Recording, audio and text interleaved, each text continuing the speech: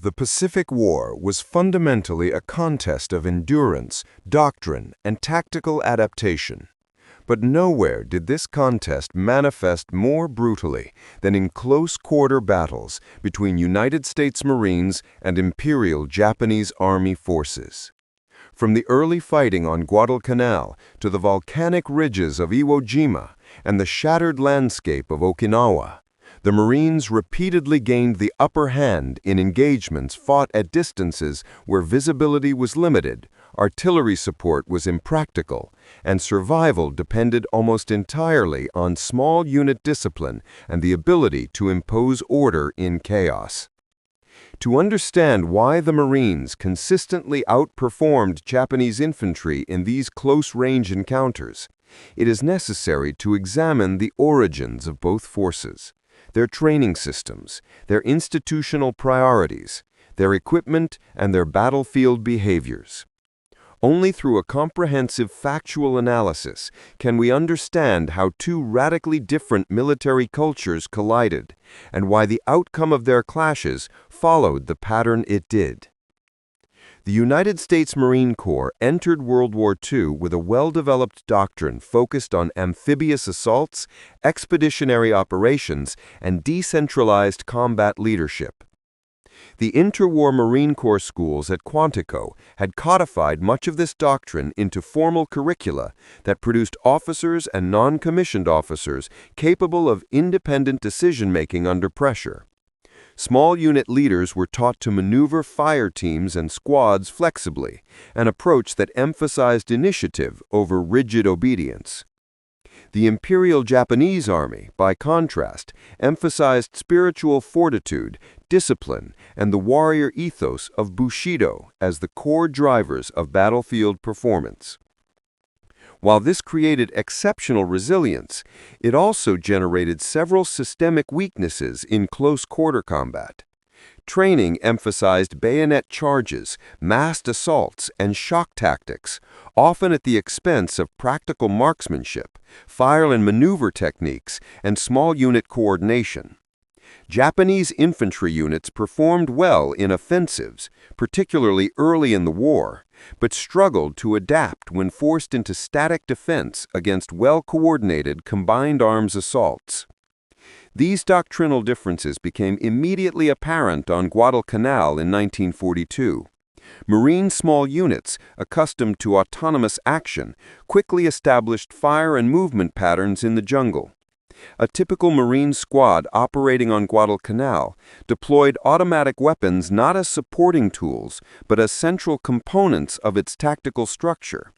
The Browning automatic rifle, BAR, capable of sustained and accurate automatic fire, allowed Marines to dominate short-range fights, suppressing Japanese positions before maneuver elements closed in. Japanese squads, lacking an equivalent automatic rifle, relied primarily on bolt-action Arisaka rifles and light machine guns that were often too few in number or too stationary to match U.S. firepower. As a result, when close-range engagements emerged, whether during ambushes, patrol clashes, or night infiltrations, the Marines frequently entered the fight with superior volume and accuracy of fire. Terrain also played a decisive role. Many of the Pacific Islands were dense with vegetation, broken by ridges, ravines, coral formations, and volcanic caves. Artillery and tanks could rarely be committed without careful planning. This left much of the fighting to rifle squads. In these environments, the Marines' emphasis on fire team maneuver became especially significant. A single Marine squad was subdivided into 3 fire teams, each built around a bar. This structure allowed squads to fight in a distributed, flexible manner, with multiple sources of suppressive fire available at any given moment.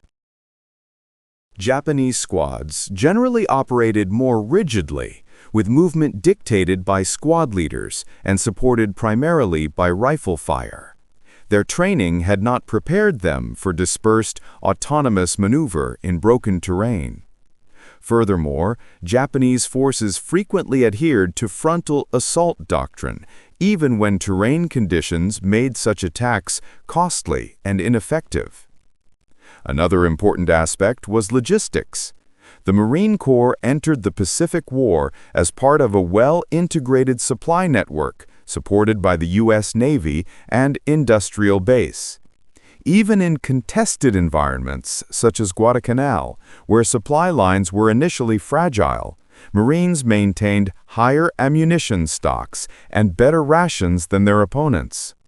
Close quarters fighting is physically demanding, requiring sustained energy, hydration, and continuous resupply of small arms ammunition. Japanese troops, often isolated and short on supplies due to Allied naval dominance, entered many engagements fatigued, malnourished, and undersupplied. This significantly degraded their capacity to sustain prolonged close-quarter confrontations. Communication systems also contributed to battlefield outcomes. Marine units had access to portable radios that allowed coordination between squads, platoons, and supporting elements. Even when radios were unavailable, Marine training emphasized pre-planned signals and immediate action drills that could be executed with minimal hesitation. Japanese infantry communication relied heavily on runners, whistles, and prearranged signals. In the complexity of dense jungle combat, these methods were unreliable, often leading to fragmented attacks, poorly coordinated defenses, and isolated units that were defeated piecemeal. The cultural dimension must also be acknowledged. Japanese doctrine placed exceptional emphasis on spirit, aggression, and willingness to sacrifice. While this produced determined fighters, it sometimes led to tactical decisions that favored boldness over efficiency. Night attacks, infiltrations, and shock charges were common Japanese strategies intended to break Marine positions through sudden, violent action. However, Marines adapted quickly. By mid-war, Marine units had developed integrated defensive perimeters with overlapping fields of fire, pre-registered mortar lines, and disciplined night fighting procedures. Japanese forces repeatedly suffered heavy losses in night assaults that collided with these well-prepared defenses.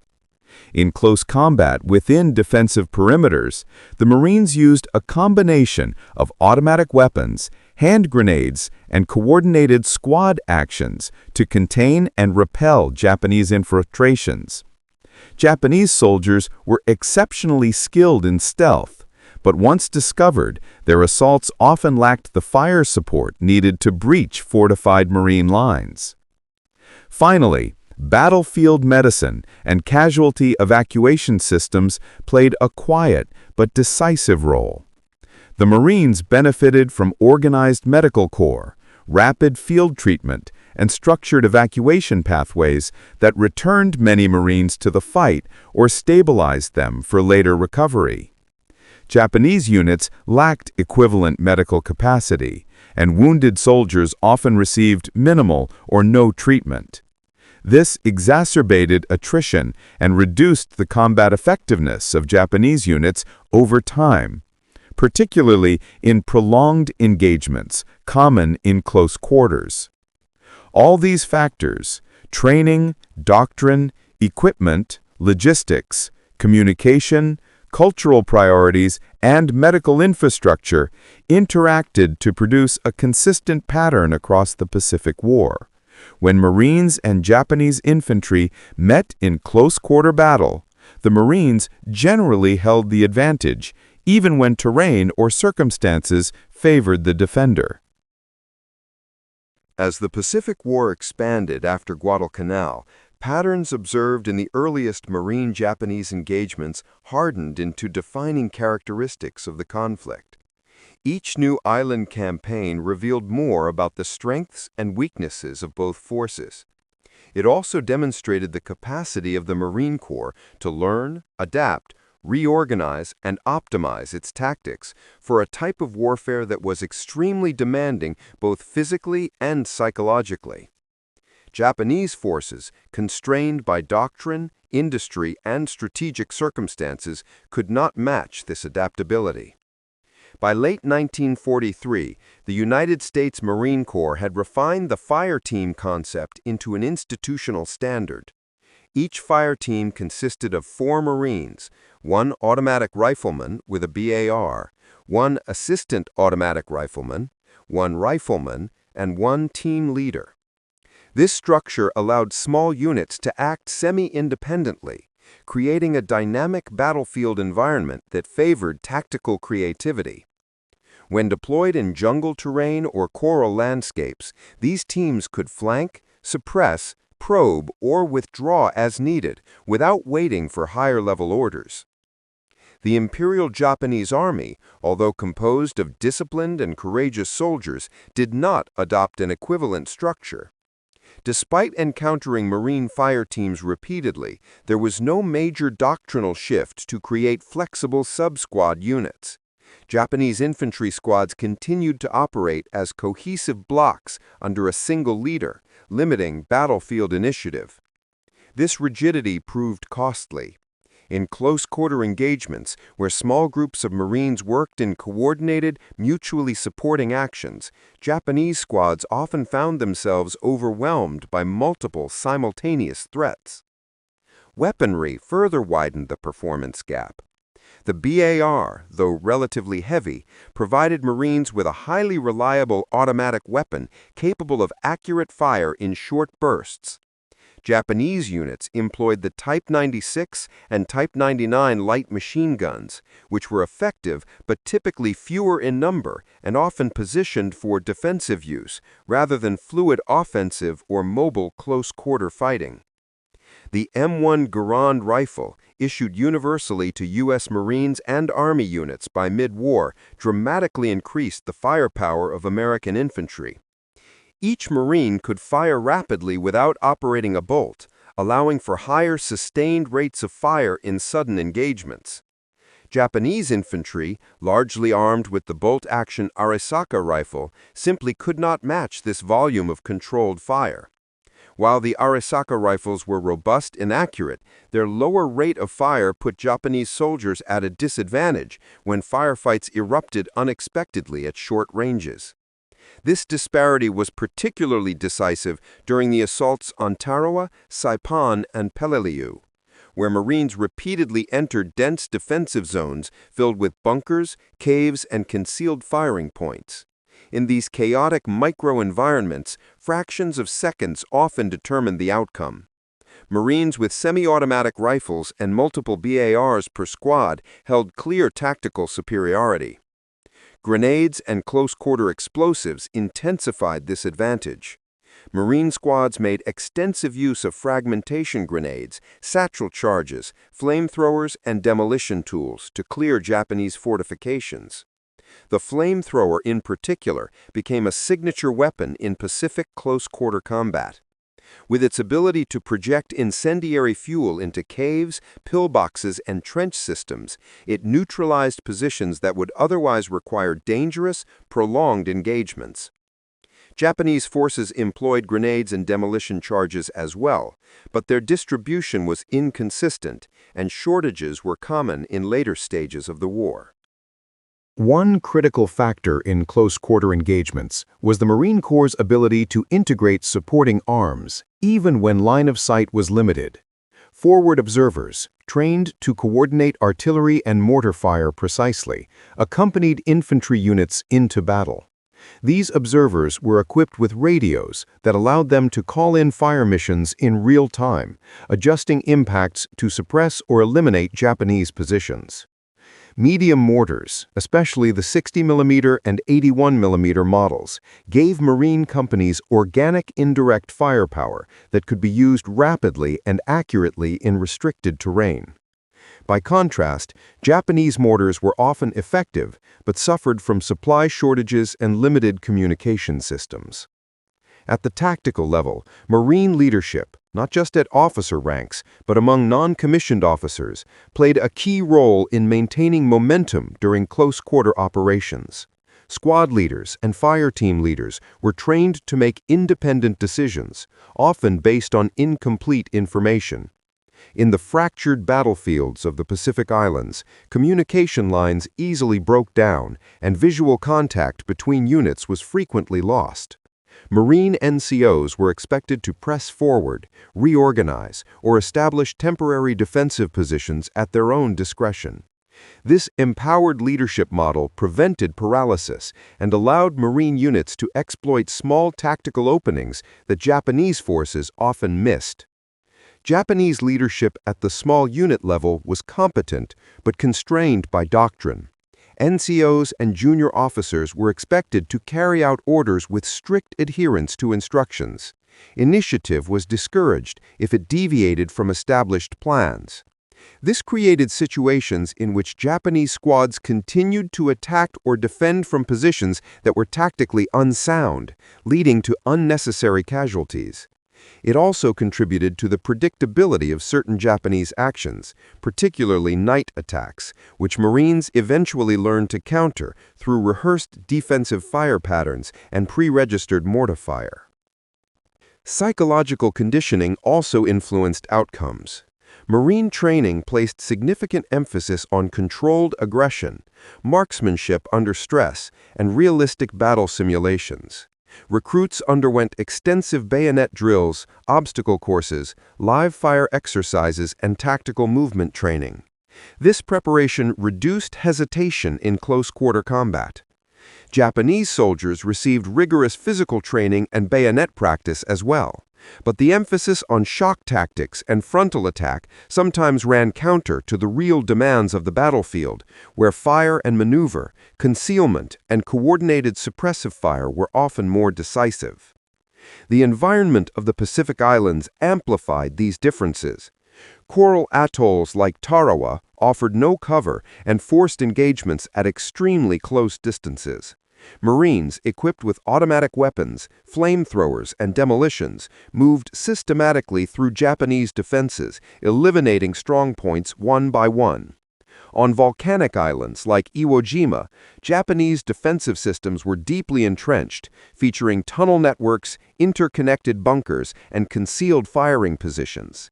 These conditions transformed the battlefield into a series of isolated, violent encounters in which small units had to identify, fix, and neutralize threats at point-blank range. Here again, Marines' flexibility, firepower, and leadership provided a decisive advantage. A noteworthy dimension of this analysis is the differing strategic contexts of the two forces. The United States fought the Pacific War as part of a global conflict and mobilized an industrial base unmatched in scale. Marines received improved weapons, better radios, more ammunition, and consistently modernized equipment as the war progressed. Japanese forces operated under severe resource constraints, and their ability to replace weapons, ammunition, or even experienced personnel deteriorated sharply by 1943. This deterioration directly impacted performance in close-quarter combat, where the quality of equipment and availability of munitions could not be compensated for by courage alone. By late war, Japanese forces increasingly fought from fixed, fortified defenses. While these positions inflicted significant casualties on attacking Marines, they also limited Japanese mobility and tactical options.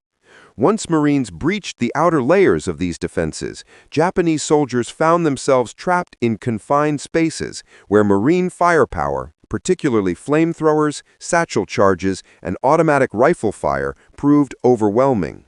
In essence, defensive rigidity narrowed the range of possible Japanese responses, making outcomes more predictable and often unfavorable. Another critical factor was battlefield coordination. Close-quarter engagements often required rapid integration of infantry, armor, engineers, and supporting arms. Marine units excelled in this multi-branch coordination. Engineers worked alongside riflemen to clear obstacles, destroy pillboxes, and create paths through fortified zones. Tanks, when terrain allowed, provided direct fire support against hardened positions. Japanese forces possessed skilled engineers and effective anti-tank weapons, but shortages of equipment and the increasing dominance of American combined arms limited their ability to counter these coordinated assaults. By the end of 1944, the cumulative effect of these advantages—doctrine, training, firepower, logistics, communication, adaptability, and combined arms integration—made Marine units highly effective in the brutal environment of Pacific close-quarter warfare. Japanese forces continued to resist with determination and tenacity, but they could not offset the structural and tactical advantages the Marines brought to the battlefield. By 1944, the contrast between U.S. Marine Corps tactical efficiency and Japanese close-quarters performance had become unmistakable. Each major battle of the Central and Southwest Pacific provided case studies that illustrated the same trend. Marines consistently gained superiority in short-range engagements, even when confronting well-prepared Japanese positions or unfavorable terrain. To understand this more fully, it is useful to examine several key campaigns: Tarawa, Saipan, Peleliu, and Okinawa, each of which demonstrated, in different ways, the structural advantages that allowed Marine units to dominate close-quarter combat. The assault on Betio Island in the Tarawa Atoll, November 1943, provided the first large-scale demonstration of Marine Corps doctrine executed under extremely difficult conditions. The island was only 2 square miles in size and heavily fortified with bunkers, trenches, pillboxes, and coastal guns. Nearly every Japanese firing position was interconnected, making the defensive network one of the most complex encountered up to that point. When the Marines landed under heavy fire, many units forced to wade hundreds of meters through exposed shallow water. The initial losses were severe.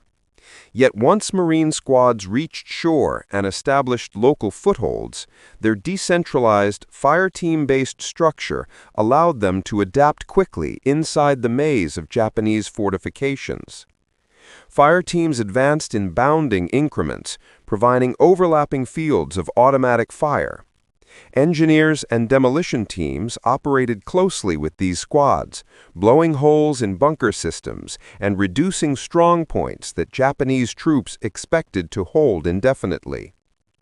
The Japanese defenders fought with extreme determination, but their defensive dispositions forced them into fixed patterns. Once individual pillboxes or bunkers were isolated, they became tactically irrelevant. Marines would pin them with suppressive fire and eliminate them using satchel charges or flamethrowers. The defenders' lack of communication equipment prevented coordinated counterattacks, allowing the Marines to dismantle the defensive network progressively. Tarawa demonstrated that when Japanese forces were confined to static defenses, without mobile reserves or flexible command and control structures, Marine units could dominate in close-quarter engagements by leveraging superior firepower, mobility, and interbranch coordination. The Battle of Saipan marked another turning point. Unlike Betio, Saipan offered far more depth: dense sugarcane fields, steep ridges, urban terrain, and caves. The Japanese garrison, numbering more than 30,000, was heavily entrenched. Combat occurred at extremely close distances, often with units separated by only a few meters of vegetation or corral. Marines encountered Japanese infiltration tactics, particularly at night. These tactics were designed to exploit darkness and create confusion among forward lines. Early in the war, such tactics had been moderately successful, but by Saipan, Marine units had refined their defensive procedures to a high degree. Perimeters were organized with machine gun interlocks, pre-sighted mortar kill zones, and fire team positions arranged for 360-degree security. Night attacks that attempted to breach these lines were met with controlled, systematic responses. Japanese doctrine continued to rely on massed infantry charges, jokusai, or honorable death attacks, intended to break Marine formations through weight and shock. But these attacks repeatedly collided with disciplined Marine defensive fire. Semi-automatic rifle fire, augmented by BARs and machine guns, inflicted heavy casualties before Japanese infantry could close the distance. Mortars, firing pre-planned illumination and fragmentation rounds, further neutralized Japanese attempts to overwhelm Marine positions. Saipan revealed the increasing difficulty Japanese units faced when attempting to close-quarter assaults without sufficient suppressive fire or maneuver flexibility. Marine forces maintained tactical integrity even under extreme pressure. September-November 1944 is often cited as one of the most grueling engagements of the Pacific War. The Japanese had shifted to a new defensive doctrine, emphasizing depth, dispersed strongpoints, and intentional avoidance of early massed attacks. They would force Marines into a slow, grinding fight across coral ridges, caves, and crevasses. This shift was intended to neutralize the Marines' advantages in mobility and firepower. But even under these difficult conditions, the fire-team-centric Marine doctrine again proved effective. Units advanced by carefully coordinating automatic rifle fire, demolitions, and flamethrowers. The rugged terrain forced Marines into micro-engagements fought at ranges measured in feet rather than yards. Japanese defensive tunnels allowed rapid repositioning of small units, but communication remained limited. Once Marines isolated a segment of the tunnel system, the defenders trapped inside had little ability to counterattack or withdraw. Marine assault teams used combined arms at the squad level, bar suppression, fire team maneuver, engineered demolitions, and flamethrowers to gradually eliminate positions one by one. The fighting lasted over 2 months and inflicted heavy casualties on both sides. But Peleliu ultimately demonstrated that even in an environment carefully designed to neutralize American advantages, Marines retained the upper hand in close-quarter fighting due to superior flexibility, sustained resupply, and integrated support elements. Iwo Jima, February to March 1945, presented extreme operational difficulty.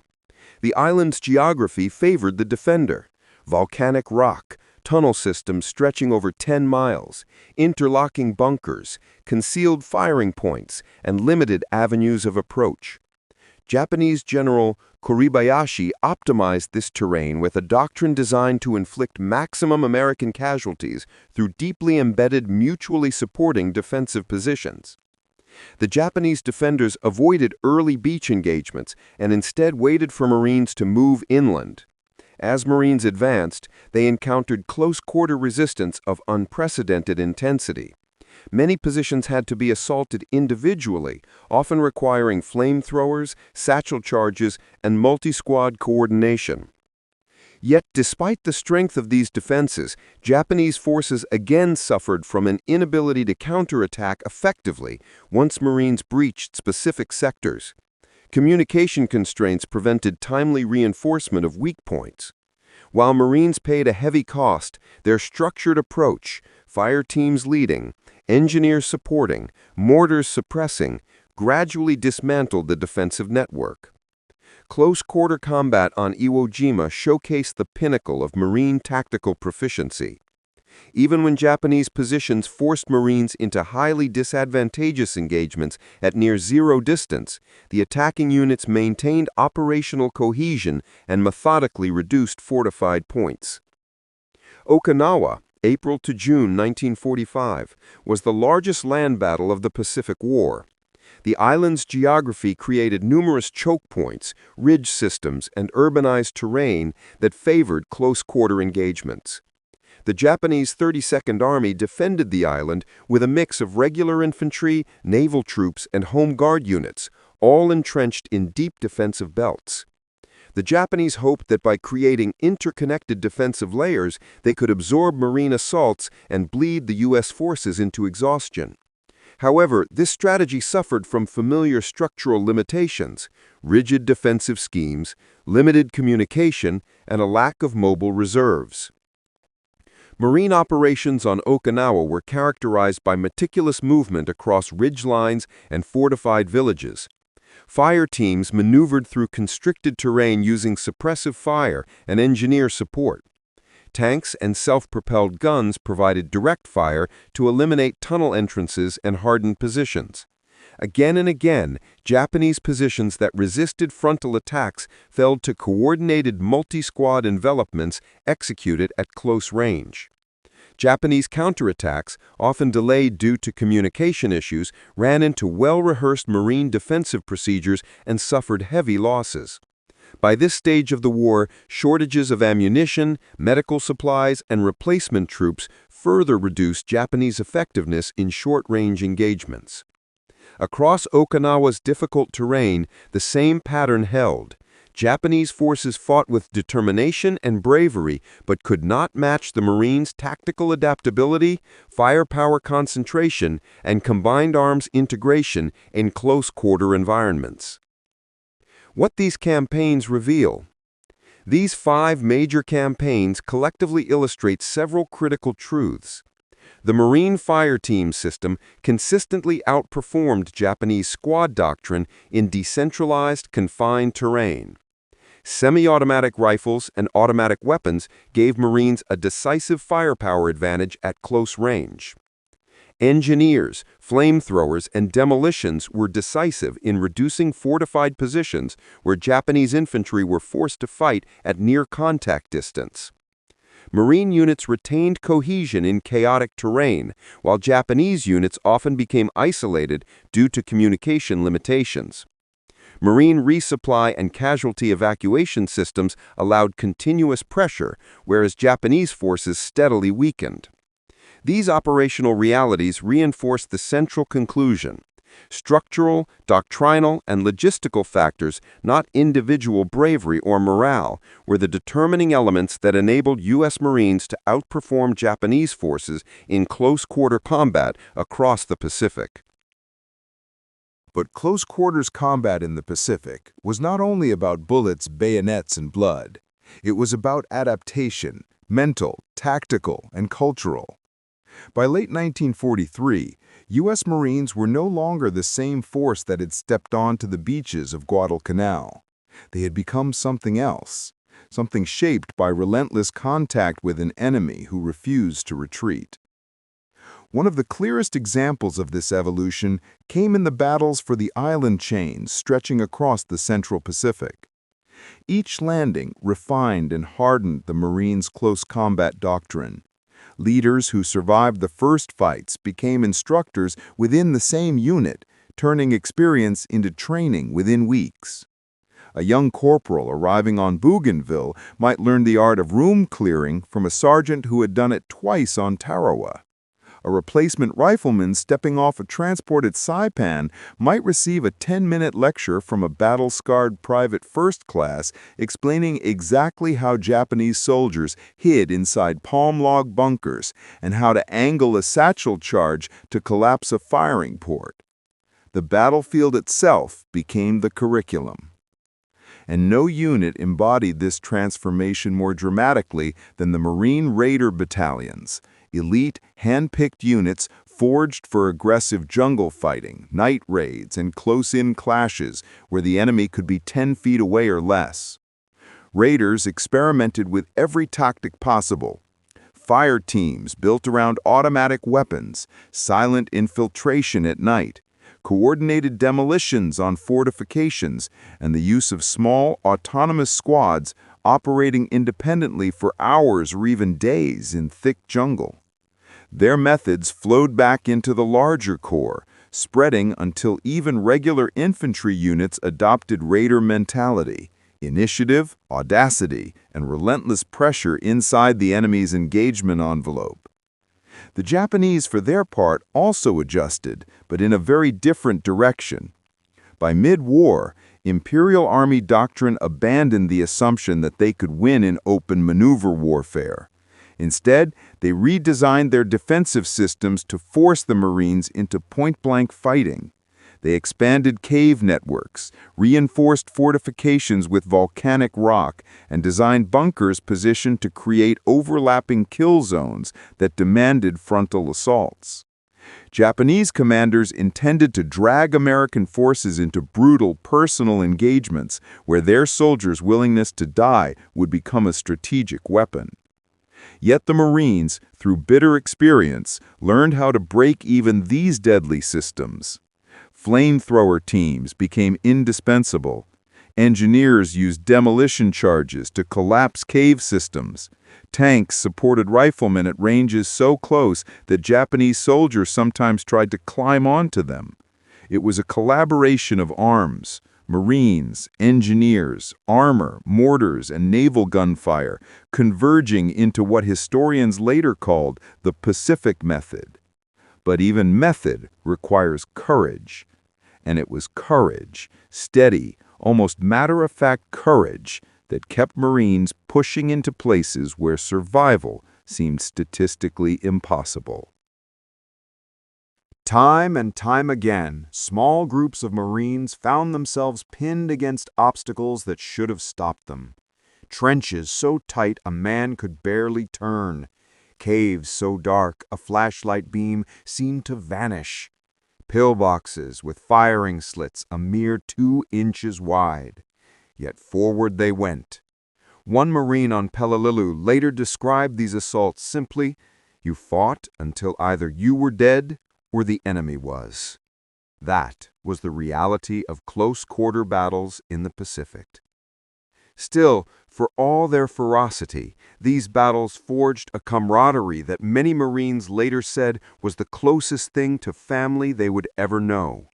When a squad entered a cave system, each man relied on the one behind him, the one before him, and the 2 covering the entrance. If one Marine hesitated, all might die. If one Marine pushed forward at the right moment, all might survive. It created a bond strong enough to endure the worst horrors of war. Nowhere was the value of this bond more evident than during the night battles on Saipan. Under the moonlight, thousands of Japanese soldiers launched massive banzai charges, not small squads, but entire regiments surging down slopes and out of tree lines, screaming, firing, charging with bayonets fixed. For Marines, close-quarter combat reached its most primal form. No air support, minimal visibility, weapons overheated, jammed, or emptied. Fighting turned to hand, weapon to weapon. Yet, when dawn broke, the Marine lines held. They held not because the Marines were physically stronger, or better equipped, or more numerous. They held because their discipline in close-quarter combat did not collapse under shock. Fire teams formed reflexively. Leaders shouted orders into the dark. Riflemen aimed steadily at shapes charging through the smoke. Machine gunners repositioned barrels with bare hands, burning their palms to keep guns firing. In a fight where chaos should have crushed them, cohesion carried them. And cohesion, true battlefield cohesion, cannot be faked. It must be earned the hard way. As the war shifted toward Iwo Jima and Okinawa, both sides understood that the coming battles would represent something far beyond ordinary combat. The Japanese fortified every inch of ground. Marines prepared for the most intense close-quarter confrontation yet. On Iwo Jima, the black volcanic sand absorbed bullets, softened explosions, and slowed movement. It was an environment designed to break an assault force's momentum. Caves interconnected across the island like a living organism. Japanese soldiers appeared behind Marines without warning, emerging through tunnel entrances the Americans didn't know existed. Fighting happened at distances so short that muzzle flashes burned almost against enemy flesh. Marines had to adapt yet again. They advanced not by yards, but by feet. They cleared positions one at a time. Small units formed sweeping movements, peeling bunkers off the map like layers of stone. Flamethrowers fired so often that some gunners collapsed from heat exhaustion. Tanks rolled forward so close to infantry that the men could touch the hulls with their fingertips. And still, the Japanese fought with extraordinary resolve. Close-quarter combat on Iwo Jima became a grinding contest of attrition, one fought inside smoke-filled pockets, where visibility rarely reached beyond a few feet. The Marines never stopped. They improvised tools, modified tactics on the fly, used demolition charges like surgical instruments, and transformed each fire team into a micro-unit capable of solving its own problems under fire. Leadership decentralized by necessity. Corporals made decisions normally reserved for officers. Privates acted independently when conditions demanded it. Every man became not just a fighter, but a critical node in a lethal moving system. This was the essence of why Marine close-quarter performance excelled in the Pacific. They built an adaptable, flexible combat culture that responded to the battlefield's immediate needs. No matter what the Japanese threw at them, Marines found an answer, sometimes within minutes. But nothing tested this adaptability more than Okinawa. Here, the fight combined everything that made Pacific combat savage. Caves, trenches, rain, mud, civilians caught in the crossfire, kamikaze attacks, night infiltrations, and suicidal stand-and-fight resistance. Japanese troops dug into limestone ridges that forced Marines to climb upward into fire. Every ridgeline was a killing ground. Every village was a fortress. Every cave was a world of darkness waiting to erupt with gunfire. Close-quarter combat reached its brutal peak. Marines learned to keep one hand on their rifle and one hand ready to pull a wounded friend out of a kill zone. They learned to distinguish the sound of a Japanese soldier's footsteps from their own. They learned to listen for silence, the most dangerous sound on Okinawa, because silence often meant ambush. And still, step by step, ridge by ridge, bunker by bunker, they advanced. By the end of the campaign, the Marines had not only overcome one of the most fortified defensive systems of the war, they had demonstrated beyond question that their close-quarter combat capability was not an accident.